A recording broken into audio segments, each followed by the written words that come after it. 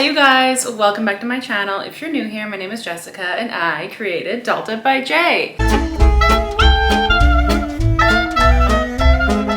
Today's video, I've been tagged in the Fomo bag tag by Tor at Anthropology. Check out his channel. I'll link the original video below. This is basically a tag regarding bags that you bought out of fear, bags that you had fear of missing out on, FOMO, right? So I'm going to discuss one bag in particular. I honestly don't really buy bags out of fear. I just buy what I like and what I see as timeless. But this bag in particular is the Lady Dior Toile de Joie. I think that's how you say it, sorry. This is the blue with the white reverse embroidery. It's actually kind of more of an ivory up close. Honestly, I love this bag so much. When I first saw it, it was like love at first sight. Like it literally made my heart sing. I was so obsessed with this bag. I was like, I have to have it. I first saw it in Dubai Mall and they had the raspberry one as well at the time and the gray. And I went back a month later and it was totally gone. And it wasn't even on the website on Dior for a while. I think they are actually back on the website now, almost 1 year later. But when I ended up going to Mykonos about 3 months later in the summer for my birthday, I saw it in the tiny little boutique they had in Mykonos town. The Namos village, they have luxury shops there as well on Mykonos. They actually didn't have this bag. They had the gray and another color, I think the lime. They had one of the blue. I think it was one or two. And so I went in there on a mission. I bought some sunglasses first and then I went back the day before my birthday and I was like, screw it, this is my birthday gift. So I got it.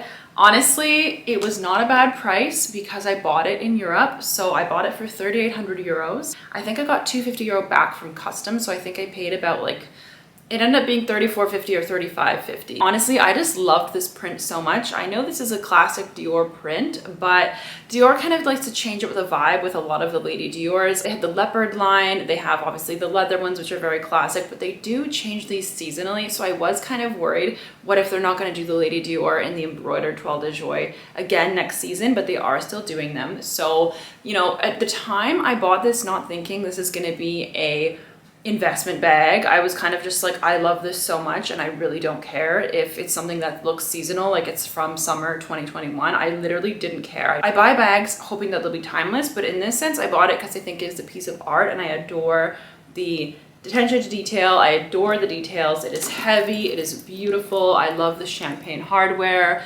and all of those little details there.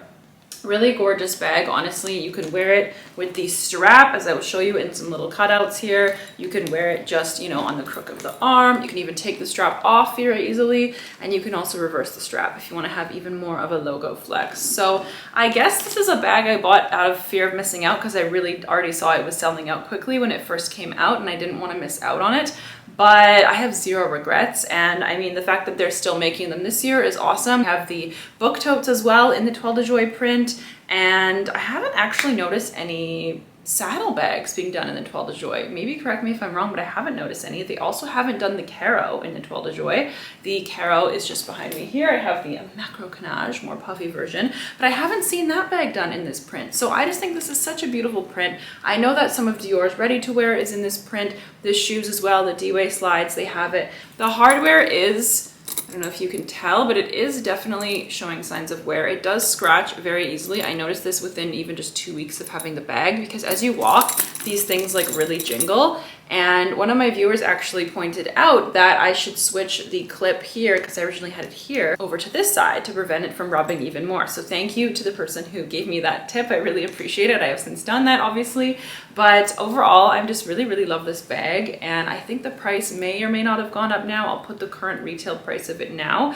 But I am really glad that I waited to get it and still managed to find it in Mykonos of all places, because I did save a significant amount of money. I think I ended up saving over $1,000 buying this in Europe with the customs tax returned to me versus buying it in Dubai, where some items in Dubai can be a little bit more expensive. It really just depends what country you're shopping in when you are buying handbags. So it's something to keep in consideration if you have a very luxurious handbag on your list. Keep in mind, you know, the country of origin and where it's from. Keep in mind, you know, different prices in different countries. Also, tax can play a huge factor. And if you do have the disposable income to buy one of these bags and you are traveling, I would strongly recommend traveling, you know, somewhere where you can get this either in an airport boutique or a luxury boutique that will give you the tax-free. That way you save even more money. And as well with any sort of bags, I know sometimes we can get wrapped up in, oh my God, I'm seeing this on influencers. I'm seeing this on social media. I need it, I need it, I need it. If you really feel like you love it so much and you need it so much, then 100% just do your research and figure out where is the best place that you can source the bag from. I mean, obviously not everyone is going to travel to buy a bag. That's ridiculous. You know, people do this with Birkins sometimes. They go to the Paris boutique. But if you do have any upcoming holiday plans or travel plans and you have a luxury bag on your list, I would definitely recommend waiting until then and getting at one of the luxury stores in the airport tax-free, or if you're going to a city that has a shopping, do it there because you will save yourself some money for sure. You know, sales tax even in Vancouver is 12%. 12% on a bag that's even $3,000 adds a lot of money. You know what I mean? An extra like $500. So if you're saving that just by traveling, in addition to prices in Europe usually being a little bit cheaper, definitely do that. If you aren't going to be traveling and you just really want a bag, again, just do your research. Far-fetched, sometimes bags can come from different places around the world. So for that reason, you know, say a 39 in a shoe might be $1,200, but if you're a 38 and a half, it could be $2,100 because it really depends on the individual boutiques that these bags and shoes and clothing items are coming from, that Farfetch sources them from. Because at first I was like, why are things so expensive in different sizes? It's because they're coming from different sources, different boutiques for those items. So again, if you are shopping on Farfetch, you're not traveling, anything,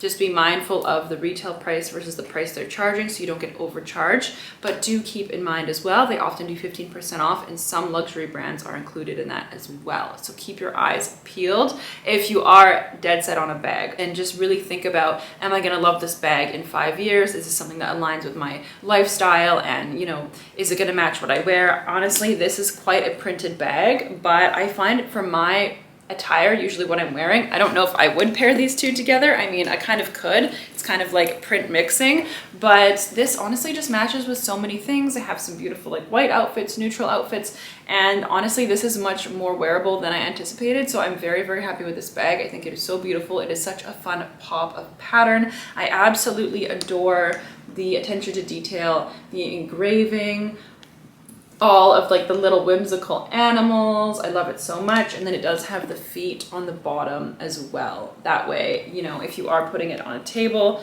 and there's something dirty or something, it's not going to cover the bottom of the bag. As you can see, the bottom of the bag 9 months later still looks pretty immaculate.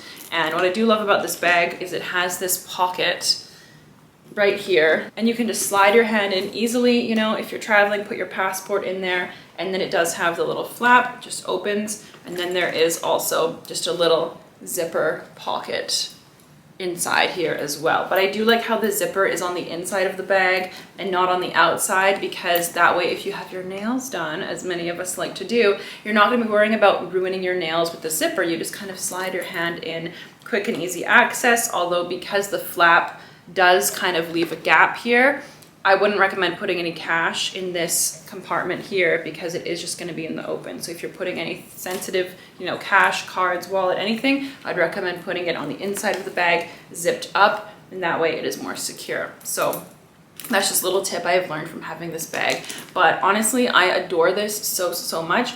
Would I buy the leather variety? I'm not too sure, just given the fact that the hardware, again, has just so many signs of wear. And the price of the leather ones, I think, are like $5,900 US for the small or the medium.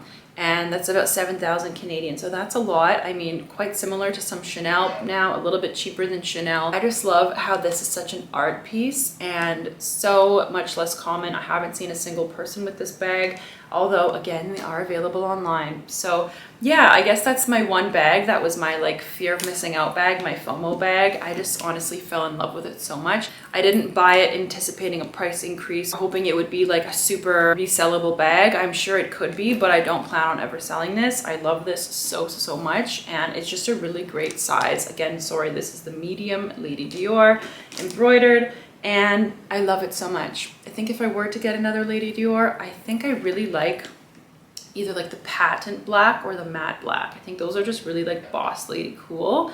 So yeah, I'm really not sure though, next bag on my radar other than maybe some summer stuff. So I hope you guys enjoyed the video. Let me know what your FOMO bag was if you have bought a bag. And to returning subscribers, thank you so much. I love you. And if you are new here, definitely consider subscribing so we can see each other again. Okay guys, have a fabulous day. Bye.